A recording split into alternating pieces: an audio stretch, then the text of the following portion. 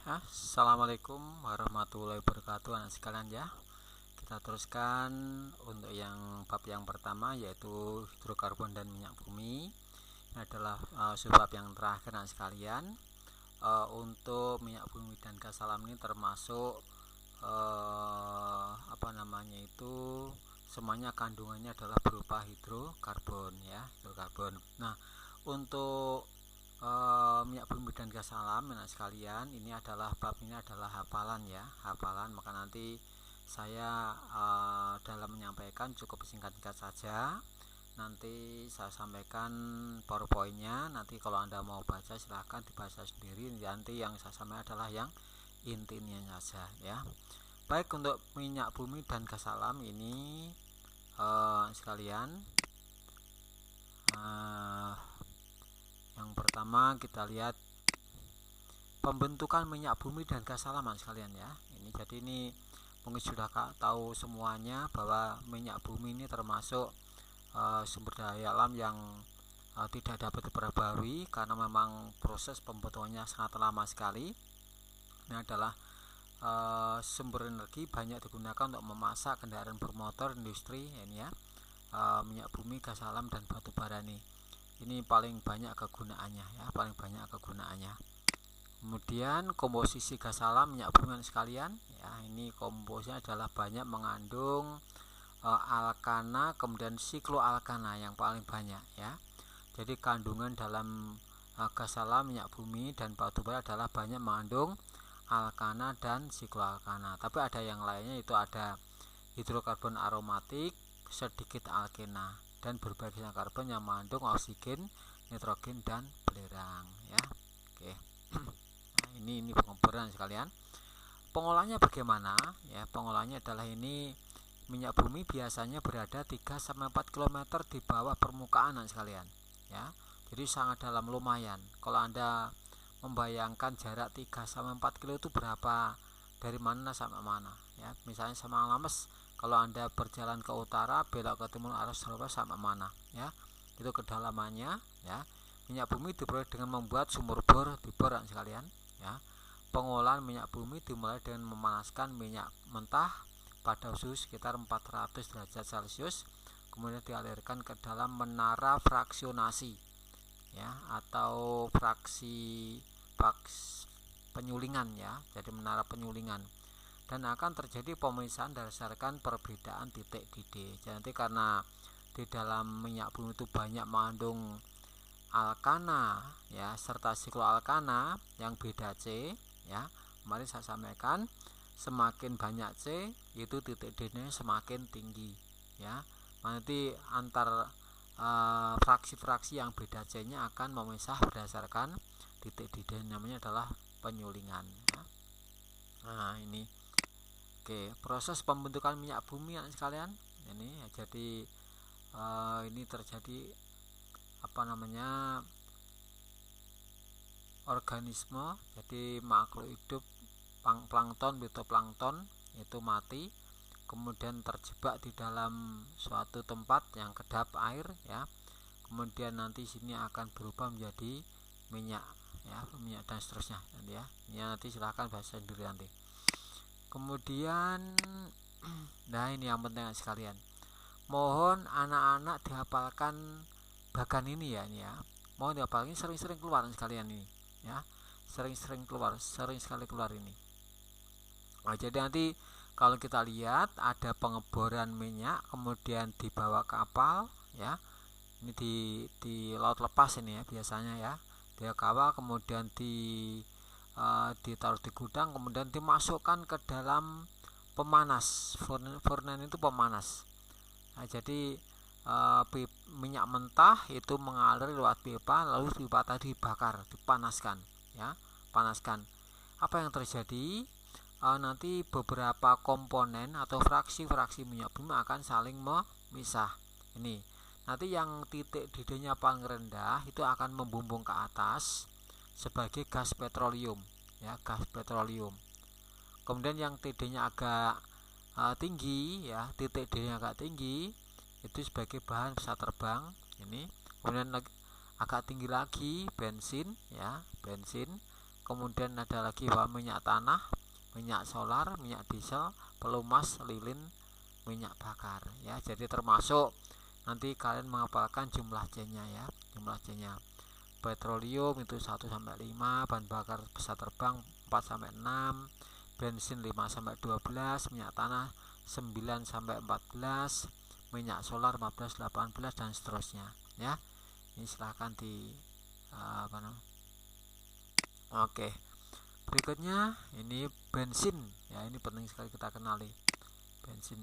Fraksi bensin dari hasil penyulingan mempunyai bilangan oktan yang rendah ya. Ini fraksinya ada gas. Ini titik DD-nya juga perhatikan nih nah sekalian. Ya, gas itu 100 min 160 sampai 30 derajat. Ini bahan bakar LPG, sumber hidrogen ya. Petroliometer C5 sampai C7. Titiknya adalah 30 sampai 90 derajat Celcius. Pelarut binatur kimia atau dry cleaning. Kegunaannya ini ya.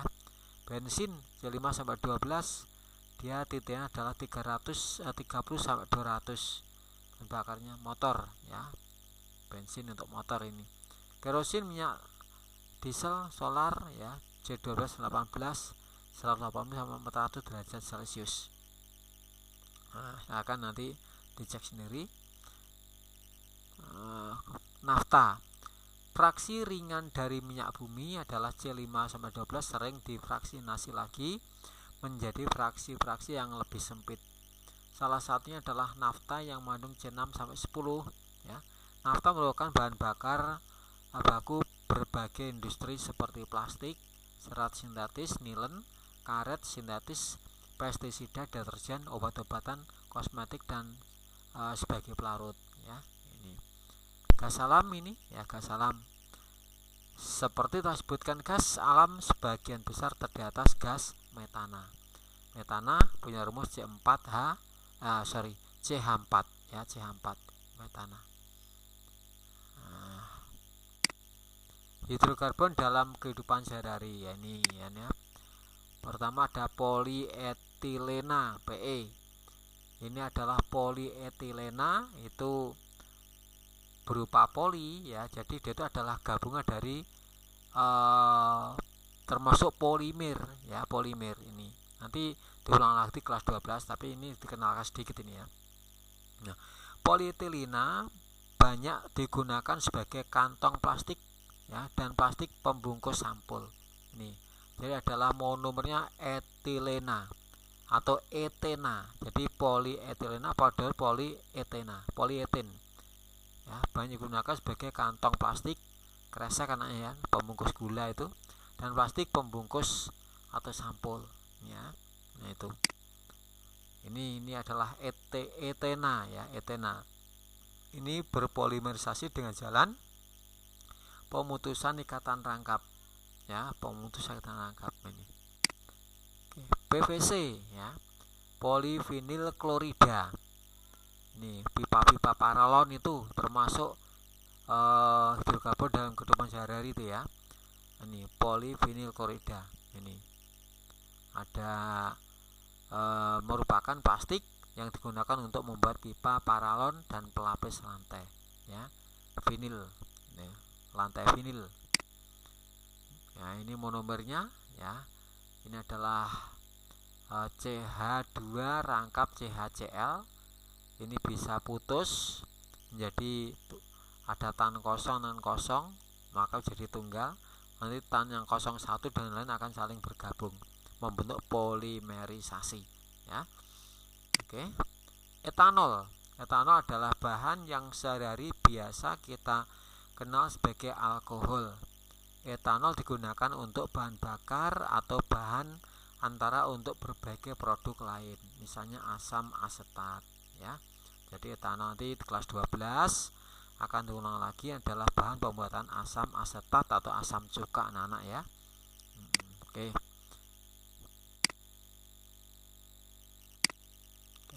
Etilen glikol atau glikol ya. Etilen glikol atau glikol. Glikol digunakan sebagai bahan anti beku dalam radiator mobil di daerah beriklim dingin ya. Jadi ini supaya air radiator itu tidak membeku anak sekalian ya. Jadi ini fungsinya adalah nanti kelas 12 Anda pelajari lagi. Fungsinya adalah untuk menurunkan titik beku. Apa tujuannya?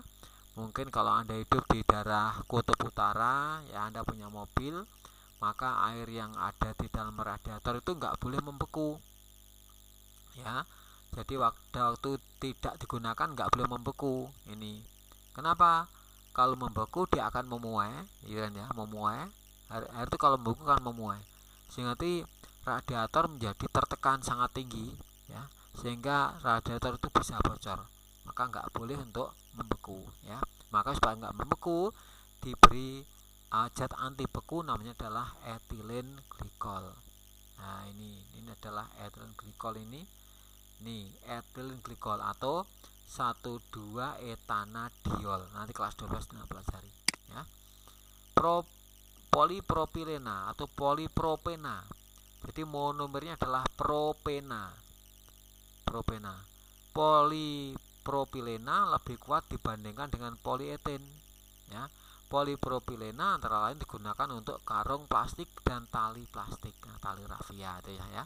Tali rafia itu adalah termasuk polipropilena. Kalau Anda polietilena atau polieten, ya kresek, plastik pembungkus gula, pembungkus pupuk dan sebagainya itu, ya. Tapi ini untuk karungnya, untuk karungnya ini. Karung untuk pupuk, karung plastik, kemudian tali plastik sangat kuat sekali, ya. Oke, ini monomernya, ya. Propena itu 23. Ini ada rangka berarti golongan alkena propena. Nah, ini kalau berpolimerisasi membentuk seperti ini, ya. Nah, ini yang dimaksud dengan polipropilena atau polipropena. Gliserol, ya, zat ini digunakan sebagai bahan kosmetika atau pelembab industri makanan dan bahan untuk membuat peledak atau nitrogliserin. Ya, ini jalan untuk bahan peledak ini, ya. Kemudian ini monomernya adalah gliserol, ini nitrogliserin, ya. Nitrogliserin ini bahan peledaknya yang ini. Oke. Isopropil alkohol, jadi ini digunakan sebagai bahan antara untuk berbagai produk petrokimia lainnya.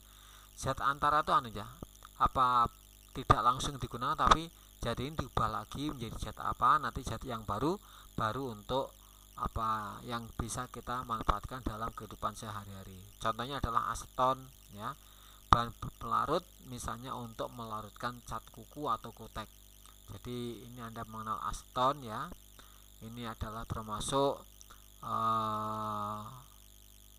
pembuatannya dari isopropil alkohol. Nanti isopropil alkohol dioksidasi menghasilkan aseton itu, ya. Butadiena, produk petrokimia yang berbahan dasar butadiena itu adalah nilen, yaitu nilen 66, ya. Nilen, ya anak, ya. Jadi Anda nilen tergolong apa? Bisa benang, bisa kain. Benang nilen, yaitu untuk jala, ya. Jadi benang untuk jala itu kalah nilen. Tuh, butadiena. Kemudian isobutilena, salah satu produk petrokimia yang berbahan dasar isobutilena adalah MTBE, metil tersier butil ether. Zat ini digunakan untuk menaikkan bilangan oktan bensin, ya. Jadi bensin itu supaya berkualitas tinggi maka angka oktannya ditingkatkan, ya. Jadi nanti kalau Anda misalnya punya bensin yang angka oktannya itu rendah, ya ini kalau dipakai menghasilkan getaran pada mesin, ya. Jadi menimbulkan knocking, ya, knocking itu ketukan, sehingga kalau kita punya motor yang digunakan bensin yang angka oktannya rendah, itu kesannya kasar, ya. Nanti harus kita isi dengan bensin yang angka oktannya tinggi, yaitu misalnya Pertamax, ya. Itu termasuk yang angka oktannya tinggi itu. Nah, ini MTBE, metil tersier butil, ini metil tersier butil ether. Nah, jadi yang punya ether yang ini kelas 12 diulang lagi, ya. Benzena, ya, nanti benzena nggak usah saya sampaikan sekalian, karena nanti kelas 12 akan kita bahas panjang lebar, ya. Oke. Polusi udara akibat pembakaran bahan bakar fosil, ya ini perlu kita kenali nih. Sumber bahan pencemaran. Pembakaran tidak sempurna terjadi karena pembakaran yang tidak sempurna dan akibat adanya pengotor dalam bahan-bahan bakar tersebut. Ini sumbernya nih. Pembakaran tidak sempurna mengandung karbon monoksida, partikel karbon atau jelaga, dan sisa bahan bakar atau hidrokarbon. Pengotor dalam bahan bakar biasanya mengandung sedikit belerang. Pembakaran belerang akan menghasilkan oksida belerang SO2 dan SO3. Ya, SO3 ini menyebabkan hujan asam anak-anak ya. Hujan asam, jadi makanya kalau Anda hidup di kota besar, ini banyak sekali SO2-nya. Nanti kalau ini membumbung ke atas bergabung dengan H2O, membentuk H2SO4 yang sifatnya asam, yang menyebabkan korosi pada besi, kemudian juga merusak bangunan-bangunan yang terbuat dari tembok-tembok pakai semen, itu juga bisa rusak ya. Bahan aditif dalam bahan bakar pembakaran bensin bertimbul akan menghasilkan partikel timah hitam berupa PbBr2. Nah, ini dapat merusak selaput lendir, kemudian jantung ya. Ini pengaruhnya sangat besar sekali ini ya, makanya bensin yang berbahan bakar timbul itu sekarang sudah dihilangkan itu. Asap buang kendaraan bermotor. Nah, ini ada dihasilkan, ada nitrogennya loh 8 ya. Nah, ini apa yang lumayan banyak ini adalah ini ada belerang dioksida cukup banyak, oksida nitrogen juga polutan ya. Nah, itu. Terus kemudian pengubah katalitik. Nah, ini untuk mengubah supaya salah satu cara untuk mengurangi bahan pencemar yang berasal dari asap kendaraan bermotor adalah memasang pengubah katalitik pada knalpot kendaraan ya. Jadi ini gambarannya sekalian. Ini dari mesin, asapnya keluar masuk sini ya. Nah, ini dipasang pengubah katalitik. Jadi ini untuk menyaring ya, menyaring kotoran-kotoran yang keluar dari mesin ya. Jadi ada pengubah katalitik ini, ada tabung injeksi udara, dimasukkan udara ya. Nanti di sini akan dikeluarkan itu ke sana ya. Jadi ada udara yang masuk, nanti akan mengikat pengotor itu ya. Oke, efek rumah kaca. Nah, ini adalah penyebabnya apa? Gas CO2 ini ya. Jadi ini adalah CO2 penyebabnya. Ini greenhouse effect. Tanaman dan material lain yang telah mengalami pemanasan tersebut akan memancarkan radiasi inframerah atau gelombang panas. Akan tetapi gelombang panas tidak dapat keluar karena diserap oleh kaca dan meradiasikannya kembali ke dalam rumah kaca. Akibat yang terjadi adalah peningkatan suhu dalam rumah kaca. Ini ya, jadi ini panas masuk tapi nggak bisa keluar sehingga ungkep di sini ya, ungkep. Tuh. Hujan asam ini ya. Air hujan tersebut melarutkan gas karbon dioksida yang terdapat dalam udara membentuk asam karbonat H2SO3. Air hujan dengan pH yang lebih rendah dari 5,7 disebut hujan asam. Nah, ini jadi ini biasanya kalau sudah gasnya bukan karbon dioksida tapi SO3 tadi ya, maka ada namanya hujan asam. Karena kalau H2CO3 ada termasuk asam yang lemah ya. Kalau nanti sudah H2SO4 asam kuat ya, hujannya sebagai hujan asam itu. Ini ya, termasuk ini ya. Ini SO2, H2SO3, SO3, H2SO4 ini hujan asam ini ya. NO2, HNO2 plus HNO3 ini juga asam ini ya.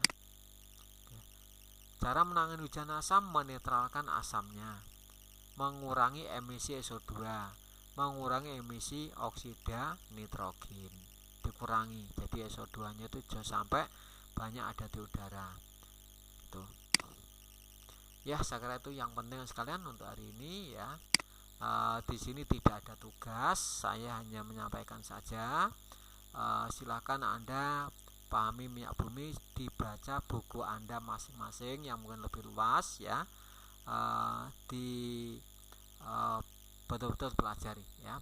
Saya tidak memberikan tugas hari ini, kamu tidak usah ada menyiapkan kantong tugas, tidak perlu ya. Jadi saya hanya cukup memberikan materi saja untuk hari ini. Baik sekalian, untuk yang hari ini kita sampai sini aja dulu. Assalamualaikum warahmatullahi wabarakatuh.